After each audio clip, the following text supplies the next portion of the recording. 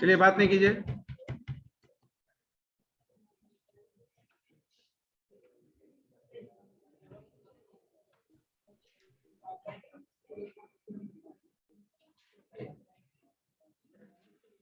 Last class हम discuss कर रहे थे अबाउट सेंट्रल प्रोसेसिंग यूनिट।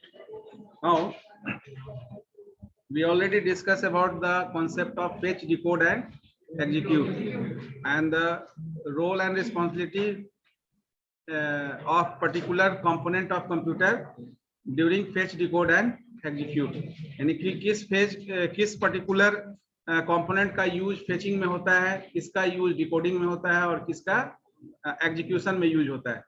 तो फेच में प्राइमरी मेमोरी का ज्यादा रोल प्ले है, यानी कि जो भी कंट्रोल सिग्नल जनरेट हुआ उसके बेसिस पर आपका फेचिंग इनिशिएट होगा और प्राइमरी मेमोरी आपको इंस्ट्रक्शन को फेच करके रैम एलोकेशन आपका करेगा। तो रैम में जब एलोकेट हो जाएगा process, that means that is the process waiting in a ready queue for allocation of the resources.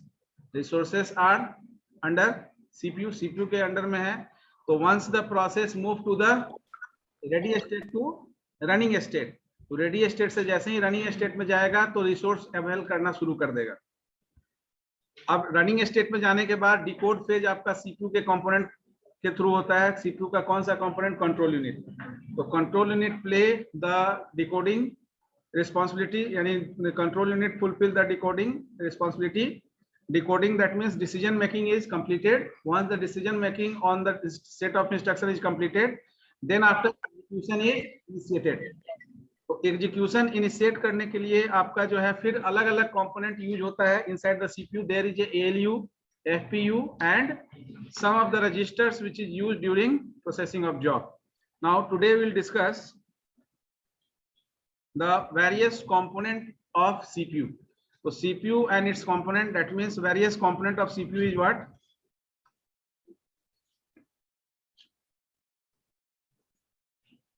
So there are basically three main component of the, that is control unit, ALU and registers.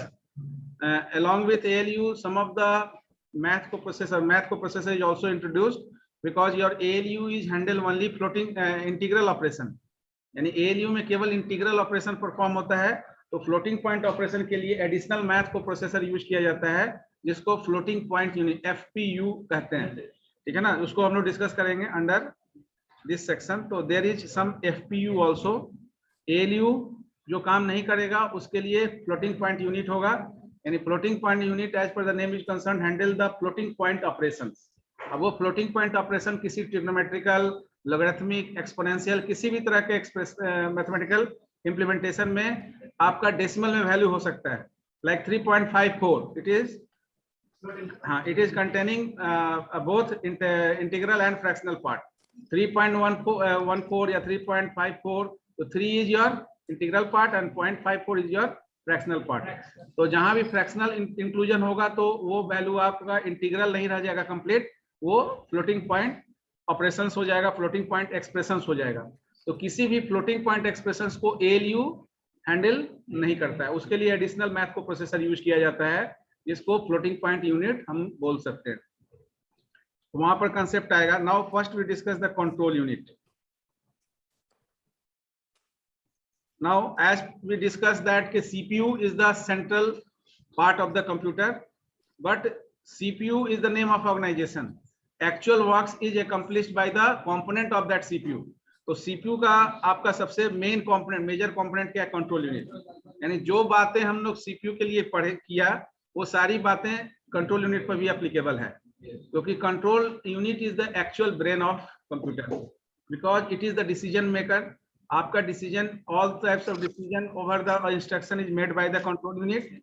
Signals, control signals are generated by the control unit, and on the basis of that control signals the fetching is and once completed, then after the execution is or decoding of the instruction is done.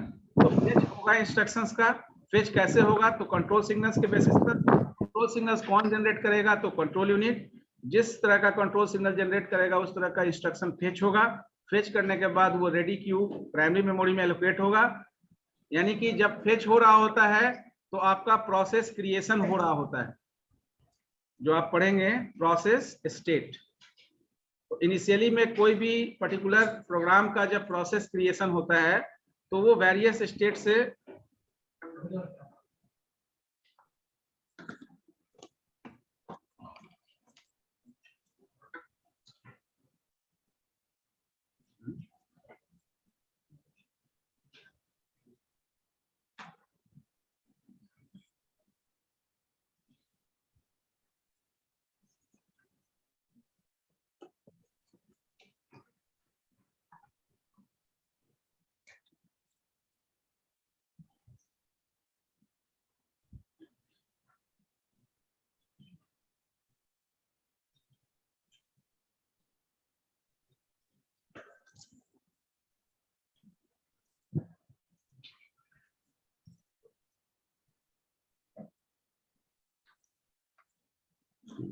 तो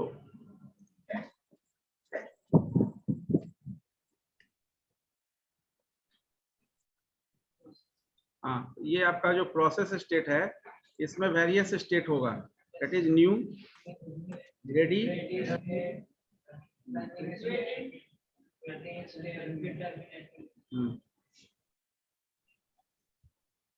terminating state, all are the state. ये सारे states की बात कब होती है? जब कोई प्रोग्राम प्रोसेस में कन्वर्ट होता है। यानी जब प्रोग्राम रिक्वेस्ट दिया जाएगा, प्रोसेस में वो कन्वर्ट होगा, कन्वर्ट होने के बाद वो अलग अलग स्टेट से बिलोंग करेगा। यानी इनिशियली वो प्राइमरी मेमोरी में लोकेट होगा, जहां पर रेडी क्यू मेंटेन होगा। यानी कि न्यू स्टेट से प्रोसेस रेडी स्टेट में जाएगा, रेडी स्टेट में जाने के बाद वो रनिंग स्टेट के लिए वेट करेगा। जैसे ही रिसोर्स एलोकेट होगा रनिंग स्टेट में जाएगा, रनिंग स्टेट में जाने के बाद कभी भी विद इन एग्जीक्यूशन प्रोसेस उसको किसी रिसोर्स का जरूरत होगा, एक्सटर्नल रिसोर्स का, और वो रिसोर्स अनअवेलेबल होगा, कभी भी वो वेटिंग स्टेट में जा सकता है। हाँ, otherwise there is no need to move the process to the waiting state. Normally process execution आपका जब रनिंग स्टेट के बाद टर्मिनेट हो जाता है। कभी किसी प्रोसेस को अगर किसी इनपुट आउटपुट इवेंट के लिए वेट करना हुआ तब वो प्रोसेस आपका वेटिंग स्टेट में जाएगा। Otherwise your process get executed once it is allocated inside the CPU. तो सीपीयू में जैसे ही एलोकेट होगा वो एग्जीक्यूट होने के बाद टर्मिनेट हो जाएगा, नहीं उसका पीसीबी इनएक्टिव हो जाएगा। तो that is the particular phase. Now in control unit basic responsibility क्या होगा? तो इट कंट्रोल्स एंड कोऑर्डिनेट्स। जो बात हम सीपीयू के लिए हम लिखेंगे वो बात इस पर भी एप्लीकेबल है, क्योंकि यही इसी पर मेन एप्लीकेबल है। तो it controls and coordinates entire operation of computer. अब ये एक्चुअली किसके लिए रिस्पॉन्सिबल है, क्या है कंट्रोल यूनिट रिस्पॉन्सिबल क्या है? तो it is responsible to generate the control signals, ठीक है ना, डिकोड और interpret the fetch instructions and then finalize the execution process that means execution area. तो basic responsibility क्या है? it is responsible to generate any control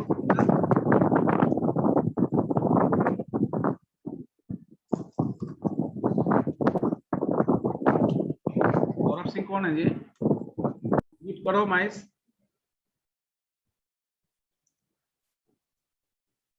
तो it controls and coordinates entire operation of computer and basic responsibility is what? It is responsible to generate any control signals.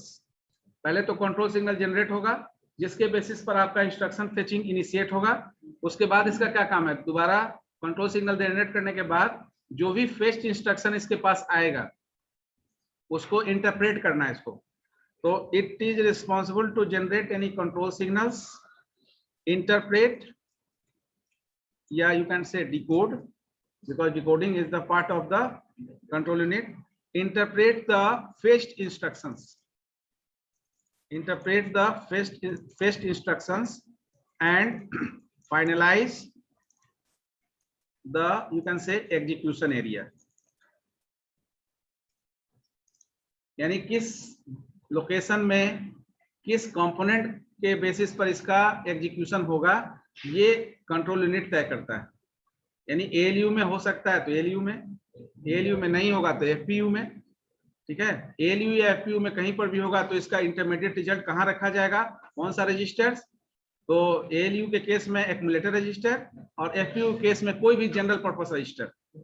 General purpose register का भी feature वही है जो accumulator का, अंतर सिर्फ इतना है कि accumulator register is reserved for keeping the intermediate result of ALU part of operation. ALU में जो भी काम हो रहा है उसके रिजल्ट को, पार्शियल या इंटरमीडिएट रिजल्ट को रखने का काम आपका एक्यूमुलेटर रजिस्टर का है। तो इसका मेन ऑब्जेक्टिव क्या है, टू कीप द इंटरमीडिएट और partial result during ALU part of operation. अब एएलयू में एडिशन होगा, सब्ट्रैक्शन होगा, मल्टीप्लिकेशन, डिवीजन, कुछ भी काम होगा। अब चूंकि ये होल्ड करके रखता है रजिस्टर, तभी आप फर्दर रिजल्ट जनरेट कर पाते हैं। जो लास्ट क्लास में भी हम लोग देखे, we are generating the result on the basis of the previous result kept somewhere in our register. तो आपके अंदर भी कोई रजिस्टर है जो प्रीवियस रिजल्ट को होल्ड कर रहा है, जिस रिजल्ट को बेस करके आप नेक्स्ट करंट ऑपरेटर के साथ यूज करते हुए नया रिजल्ट जनरेट कर पा रहे हैं। यानी 2 + 3 5 है, ये 5 कहीं ना कहीं यहाँ स्टोर किया गया होगा partially, temporarily.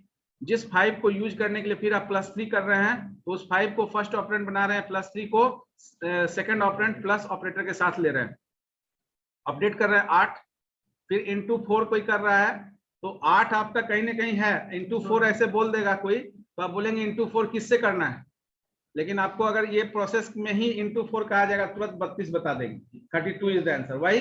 Because somewhere you are keeping the previous result, somewhere means in some location temporarily you are keeping the previous result, that is the intermediate or partial result, during execution of the operation.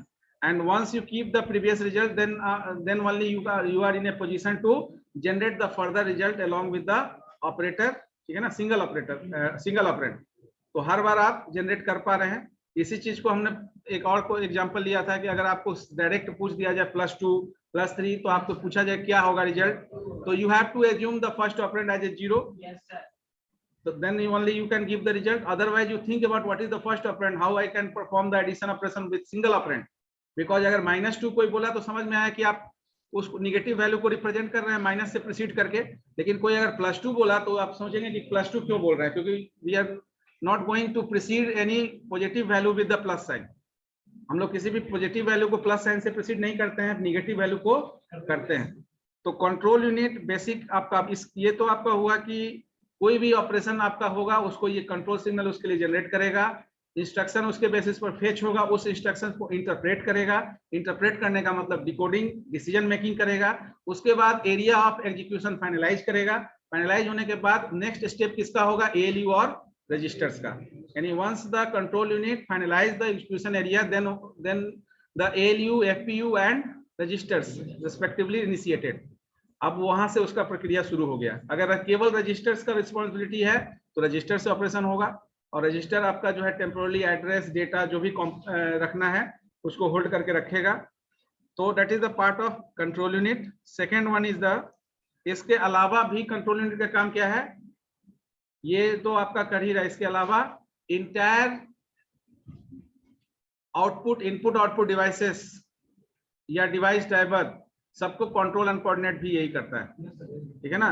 तो हाँ, besides this types of activities, your control unit also control and coordinates all the devices attached with the computer system, because yes, everything, because whatever input you are giving through keyboard, that input moves to the interface, and then after from interface it moves to the CPU. तो CPU में जाने से पहले आप interface, आपका जो device है वो पोर्ट से कनेक्टेड है, वो पोर्ट एक तरह से क्या है, वो इंटरफेस है। जैसे आपका प्राइमरी मेमोरी डायरेक्टली सीपीयू से कनेक्टेड नहीं है, तो in between primary memory there is a cache memory placed. हाँ, तो उसी तरह से आपका डिवाइस डायरेक्टली सीपीयू से कनेक्ट नहीं है। In between your CPU and that device there is and proper is an interface, जिस इंटरफेस को हम लोग क्या बोलते हैं, input output interface. Now a day you are using USB port, तो दैट यूएसबी पोर्ट पहले क्या था, dedicated serial port, parallel port, ठीक है ना। तो the port is used to connect input device, that is treated as input port, the port which is used to connect output device, that is treated as output port. But nowadays the same port is used to connect input as well as output device, that is a USB port, universal serial bus. USB जो आप हम लोग use करते हैं, that is universal serial bus, universal serial bus. Now this USB you can use to connect input as well as output device. तो जब आप इसको इनपुट डिवाइस को कनेक्ट करने के लिए यूज करेंगे तो इसको इनपुट पोर्ट कहा जाएगा। जब किसी आउटपुट डिवाइस को कनेक्ट, जैसे आप प्रिंटर को कनेक्ट करेंगे तो ये प्रिंटर क्या आपका आउटपुट डिवाइस है, तो उसको कहा जाएगा ये आउटपुट पोर्ट का काम कर रहा है। जब किसी कीबोर्ड को आप यानी कि यूएसबी इनेबल कीबोर्ड आप लगाएंगे, क्योंकि जो भी अभी यूएसबी इनेबल डिवाइस होगा उस यूएसबी पोर्ट से उसको कनेक्ट कर सकते हैं। इट डजंट मैटर कि that device is input device और आउटपुट डिवाइस। क्या है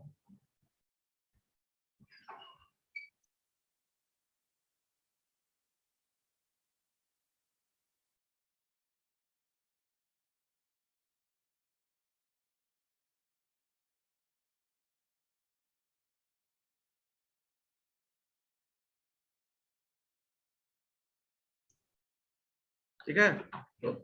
तो इसके अलावा भी आपका जो है all input output devices are also controlled by control unit. तो control unit is also responsible to control all peripherals, you can say, यहाँ इनपुट आउटपुट डिवाइस बोल रहे हैं, you can say peripheral. Under peripheral all input output and storage devices comes into consideration. No, peripheral devices के अंदर आपका input output और storage सब आ जाता है। तो in place of saying input output और storage devices you can use this name peripheral devices. तो आप जैसे पेरिफेरल डिवाइसेस बोलेंगे तो उसमें सारे इनपुट डिवाइस, सारे आउटपुट डिवाइस और सब स्टोरेज डिवाइसेस आ जाएंगे। यानी जो भी इनपुट डिवाइस है, कीबोर्ड, माउस, जॉयस्टिक जो भी है, ये सारे आपके आ जाएंगे इनपुट डिवाइस में, वो भी आ जाएंगे। प्रिंटर, मॉनिटर, जो भी आउटपुट डिवाइस है वो सब आपका वो भी आ जाएगा। स्टोरेज डिवाइसेस सीडी, डीवीडी या फ्लैश मेमोरी जो भी है आपका है, ये सब आपका स्टोरेज डिवाइस है जिसमें आप परमानेंटली रिसाइड करके डेटा रखते हैं। हाँ बोलिए।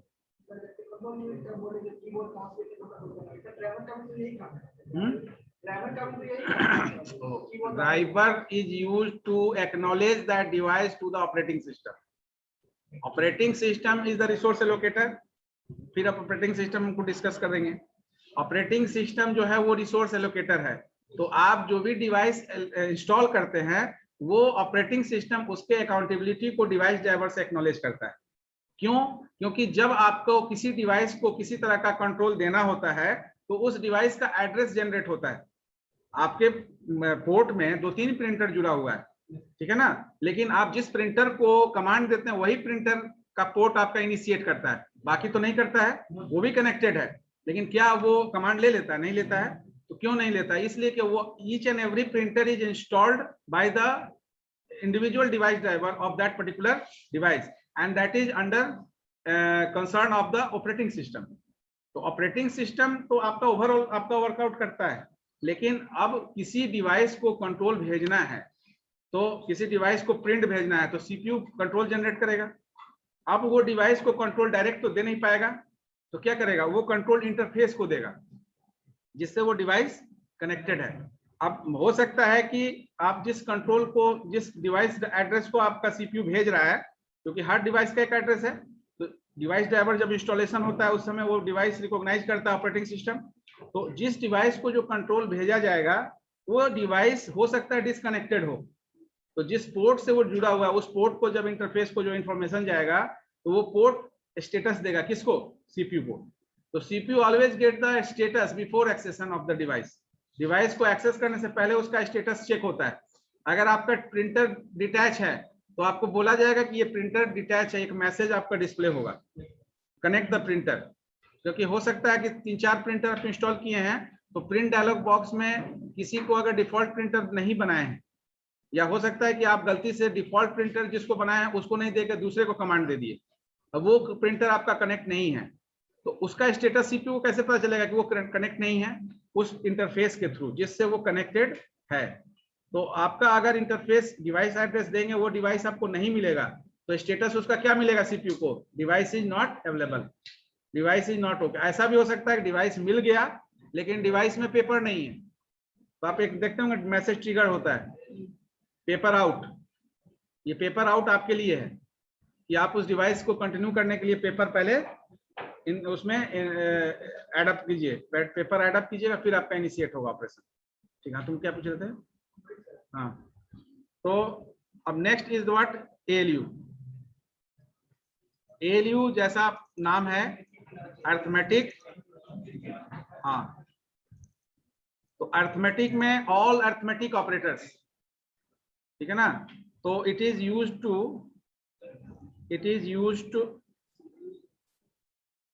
हाँ, it is used to perform all arithmetical that is addition, subtraction, multiplication, division,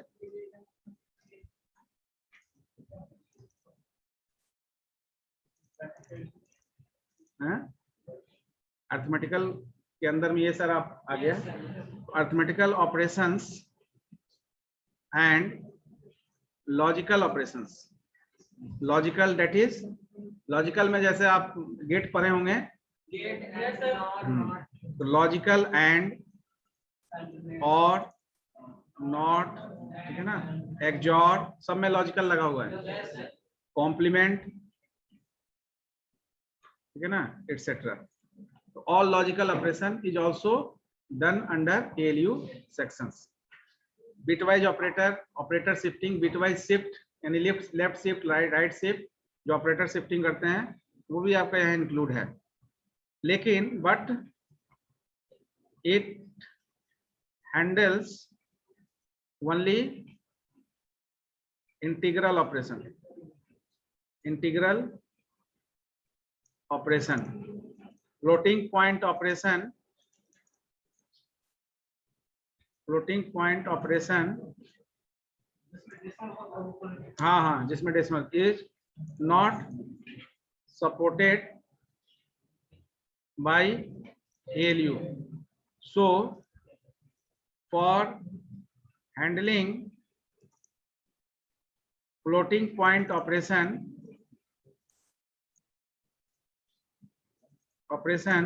additional math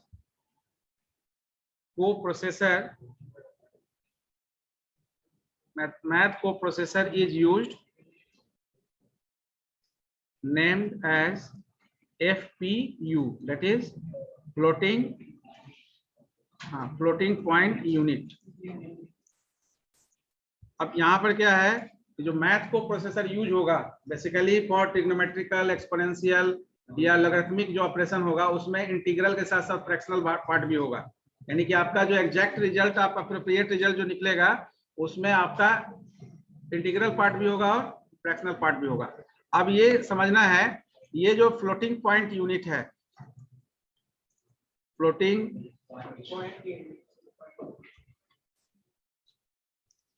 floating point unit that is FPU।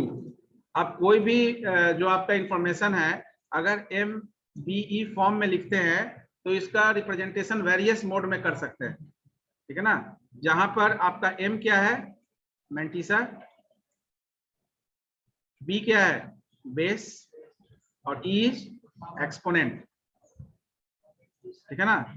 हाँ, मैंटिसा, बेस, एक्सपोनेंट बता रहे हैं।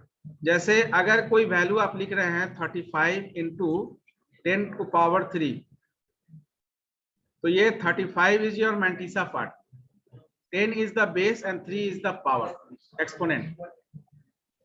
अब ये जो आपका जो लिखा गया है फ्लोटिंग पॉइंट यूनिट में inside the computer, your information, your expression is handle in normalised floating point manner. तो there is a concept of NFP, normalized floating point. What is normalized floating point actually?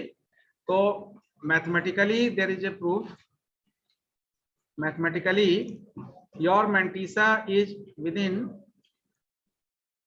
this. आपका जो mantissa का value है वो base आपका कुछ भी हो, बेस अगर आपका 10 है, यानी कि this is for decimal number system. Number system बताया गया होगा. तो b इक्वल टू 10, बेस 10 क्यों है? Why the what do you mean by base और radix of any number system? कौन बताएंगे? बेस या रेडिक्स किसी भी नंबर सिस्टम का कैसे डिफाइन होता है? किसी भी नंबर सिस्टम का बेस या रेडिक्स कौन बताएंगे? How you can define this base और रेडिक्स? बी बेस यहाँ 10 दिखा रहे हैं डेसिमल नंबर सिस्टम का, तो अगर डिफाइन करना हुआ बेस और रेडिक्स को कैसे डिफाइन करेंगे? What do you mean by base और radix of any number system? How you can define the base और रेडिक्स? बताइए. एनीवन ऑनलाइन में कोई बता सकते हैं?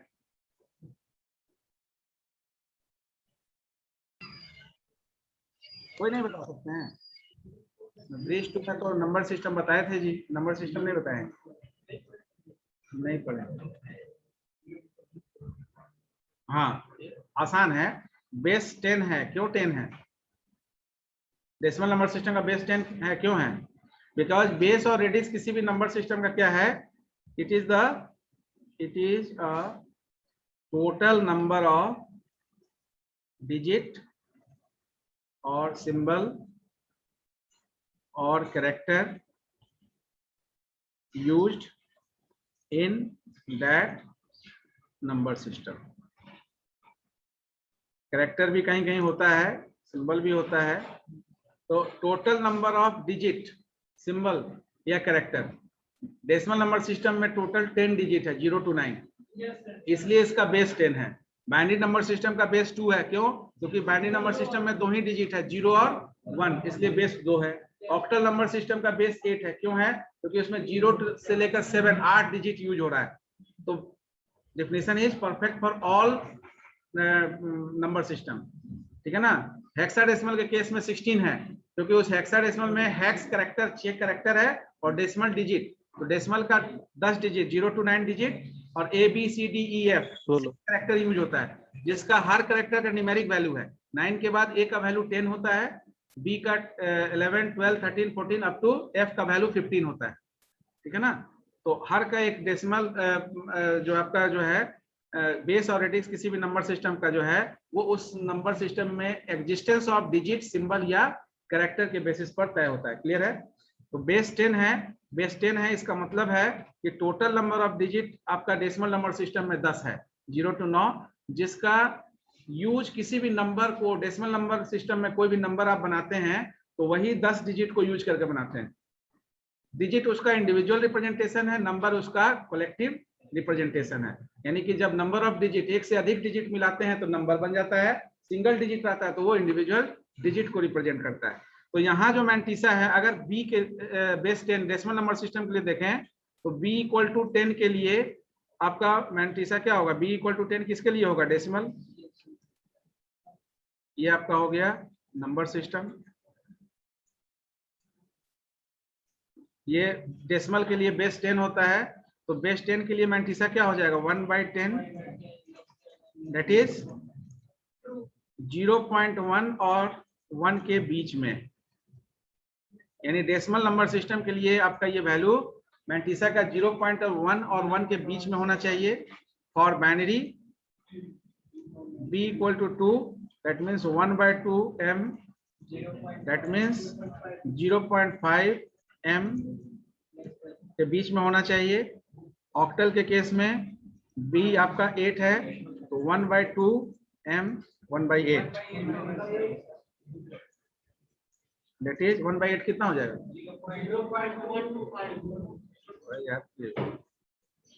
इतना फास्ट तुम कैसे कर लिए थे? हेक्साडेसिमल में 1/16, इसका कितना? ये भी याद है?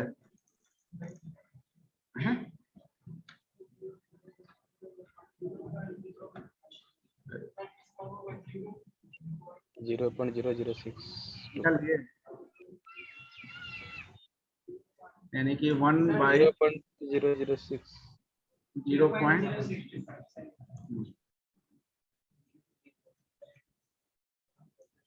इसका मैंटीसा का हमेशा वैल्यू ये होना चाहिए। तो अगर हम लोग इस पर्टिकुलर वैल्यू को एग्जांपल को देखें अगर, तो इस केस में क्या 35 इंटू 10 का पावर 3, ये क्या नॉर्मलाइज फ्लोटिंग पॉइंट में है?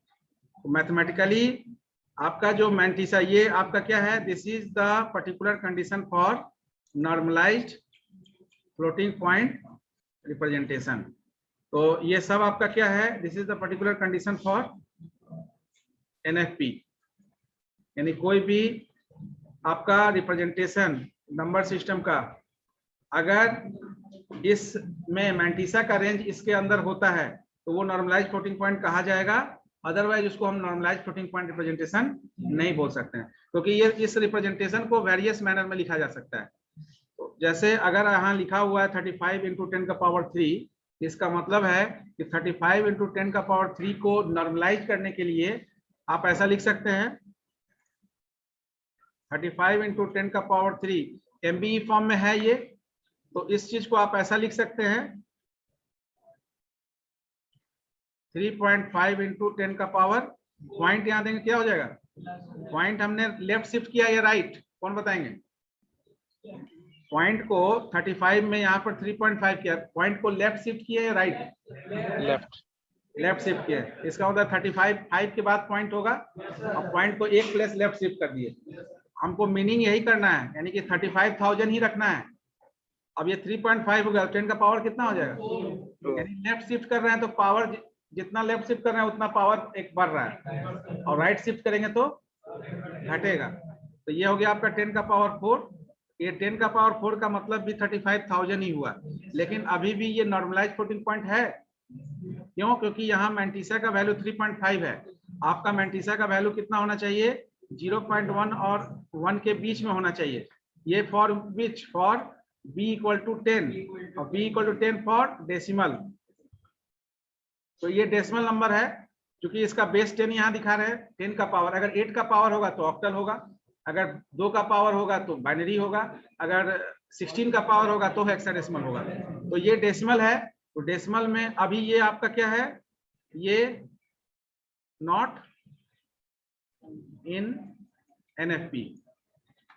इसको हम ऐसा भी लिख सकते हैं, एक प्लेस और ले गए, 10 का पावर 5 हो जाएगा, 2 प्लेस ले गए तो 3 में 2 और बढ़ जाएगा, ये आपका एनएफपी है।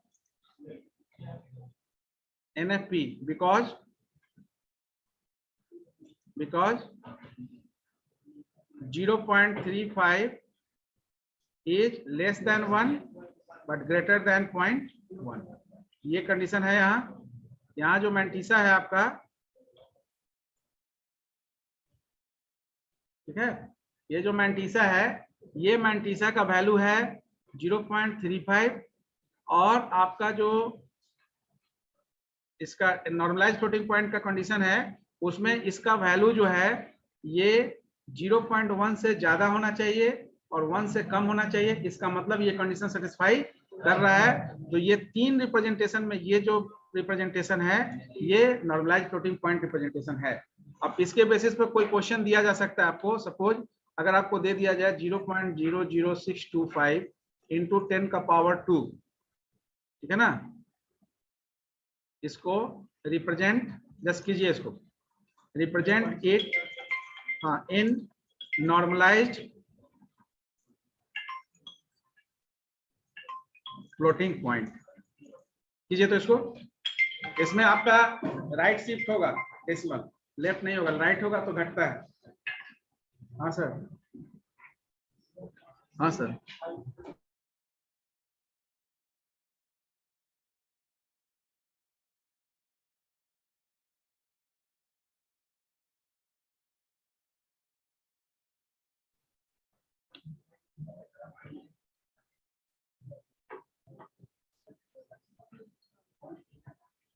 हो जाएगा ना? क्या हुआ, इसको सिंपली आपको क्या करना है कि 6 के आगे तो जाएगा नहीं, 6 के पहले तक ले जाना पॉइंट, क्योंकि 0.00625 ये 0.1 से भी कम है।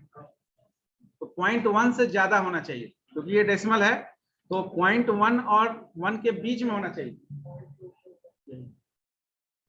0.1 और 1 के बीच में होना चाहिए। 0.1 और 1 के बीच में ये 0.1 से बहुत कम हो गया, तो इसलिए इसका नॉर्मलाइज्ड फ्लोटिंग पॉइंट क्या होगा?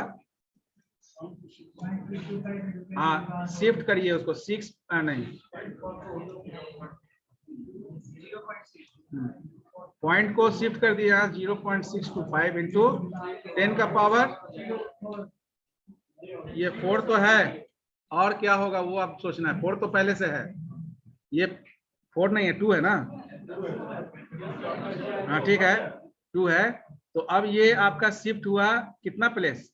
2 प्लेस शिफ्ट हुआ, तो 2 प्लेस शिफ्ट हुआ है, पहले से 2 है, तो पावर कितना हो जाएगा?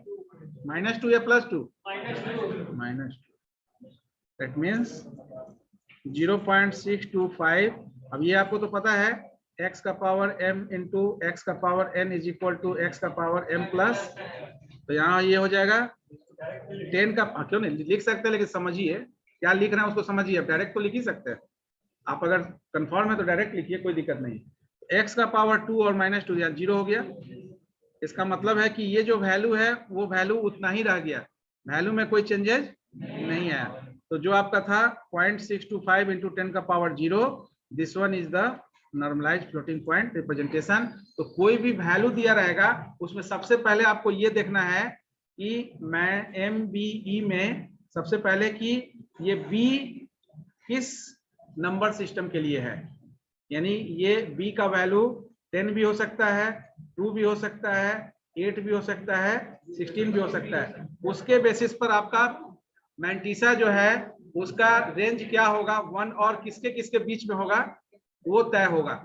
जैसे अगर जैसे हम यहाँ किए थे 1/2 होता तो 0.5 था, तो 0.5 और वो, तो ये 0.1 से भी ऊपर जाना पड़ता। वो यहाँ पर जैसे 0.06 तो 0.1 से भी कम है, वहां पर 0.5 और 1 के बीच में आपको रखना पड़ता। तो वो वैरी करेगा आपका ये बेस टू बेस। तो मैथमेटिकली आपका किसी भी तरह का नॉर्मलाइज्ड किसी तरह का डेटा आप देंगे तो उसी के अकॉर्डिंगली वहां पर चेंजिंग होगा। तो that is all about the particular floating point unit. तो you just mention here it is FPU is responsible for handling all floating point operations, ठीक है ना, including logarithmic, exponential, as well as trigonometrical operations, ठीक है ना, trigonometrical operation. So that is the part of the ALU.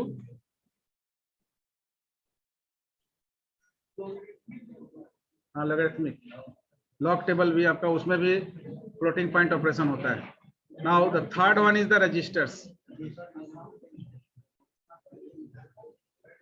Registers basically it is also a memory cell. Registers जो है it is a memory cell used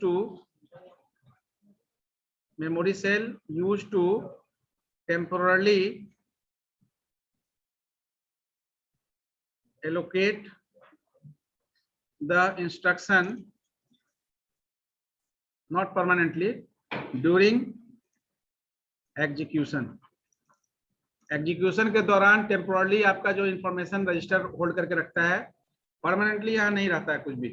तो अब यहाँ पर various types of registers जो हम लोग यूज करते हैं, तो various types of registers used in CPU is as follows. ये आपका है पहला, फर्स्ट जो सबसे प्राइम है that is the accumulator register. Second one is the general purpose which is equivalent to accumulator. जो फंक्शनिंग एक्यूमुलेटर का है वही काम जनरल पर्पस का भी है, क्योंकि जनरल पर्पस रजिस्टर भी आपका क्या करता है, ये इंटरमीडिएट रिजल्ट को स्टोर करने के लिए यूज किया जाता है। तो accumulator register is used to hold the intermediate और partial result of ALU part of operation. यानी एएलयू में जो काम होगा उसके रिजल्ट को, इंटरमीडिएट रिजल्ट को ये एक्यूमुलेटर रजिस्टर होल्ड करता है। You are also holding your partial result in accumulator register. That's why you are generating the result, further result on the basis of the second operand along with the operator. General purpose register किसी भी तरह का intermediate result, कोई जरूरी नहीं ALU के लिए तो डेजिग्नेट कर दिया गया एक्यूमुलेटर रजिस्टर। इसके अलावा जो एफपीयू या कोई भी अदर ऑपरेशंस होगा जिसमें इंटरमीडिएट रिजल्ट स्टोर होगा, उसके लिए कोई भी जनरल पर्पस रजिस्टर यूज किया जाएगा। इसलिए एक्यूमुलेटर को भी किसी माइक्रो प्रोसेसर में एक्यूमुलेटर को भी जनरल पर्पस रजिस्टर के अंदर रखा गया। अभी जो हम लोग डिस्कस कर रहे हैं ये कॉमन टू एनी सीपीयू है।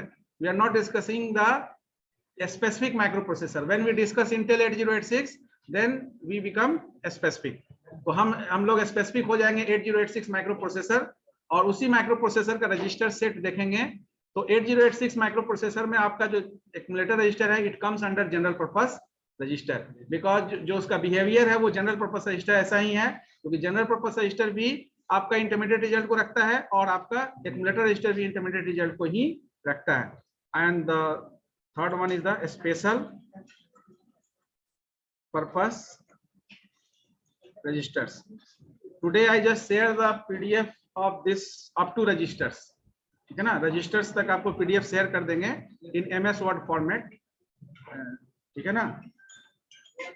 You just go through in next class, we just deal that registers, तो आप उसको एक बार पढ़ लीजिएगा, ठीक है ना। तो पीडीएफ बोल रहे हैं तो I just share your PDF today, ठीक है। तो under special purpose register further there is, एक मिनट रुक जाओ, प्रोग्राम काउंटर रजिस्टर, जिसको आप पीसीआर भी बोल सकते हैं। देन स्टैक पॉइंटर रजिस्टर, ठीक है ना, जिसको एसपी भी बोल सकते हैं आप।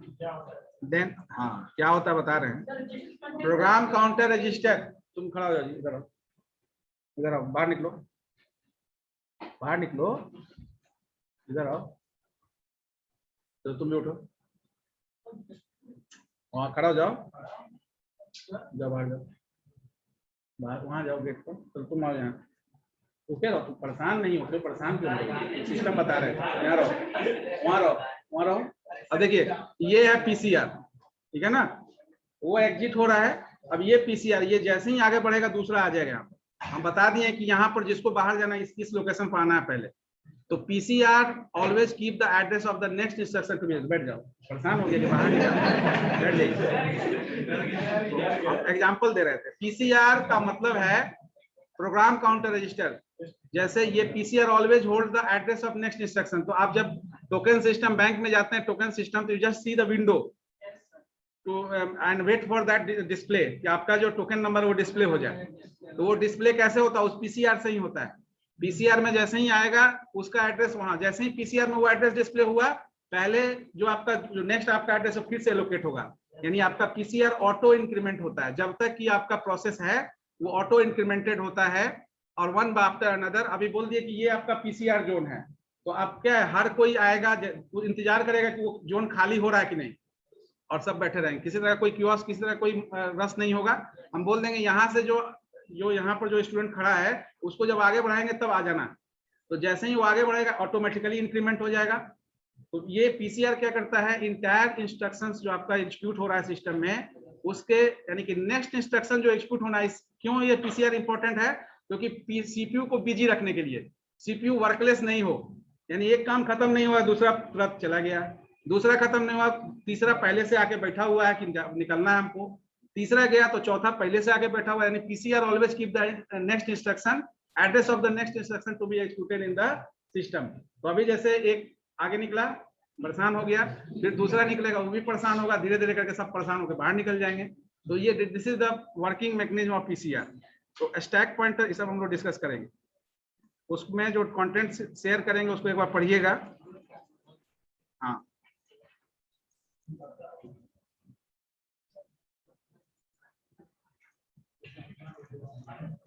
सर, नोट्स में यही लिखना है जो स्क्रीन पे दिख रहा है? क्या नोट से ही लिखना है जो स्क्रीन पे दिखते हैं सर? हाँ, स्क्रीन पर लिख रहे हैं, इसका वर्ड फॉर्मेट में भी आपको नोट्स अवेलेबल करा देंगे। ठीक है ना, कि हो सकता है कि इसमें कहीं देखने में आपको दिक्कत हो। Yes sir, yes sir. हाँ, तो इसका वर्ड फॉर्मेट में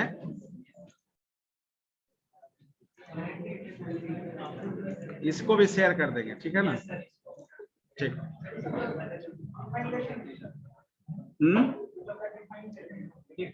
देखेंगे नहीं, समझेंगे। डिफाइन यहाँ रटना कुछ नहीं है।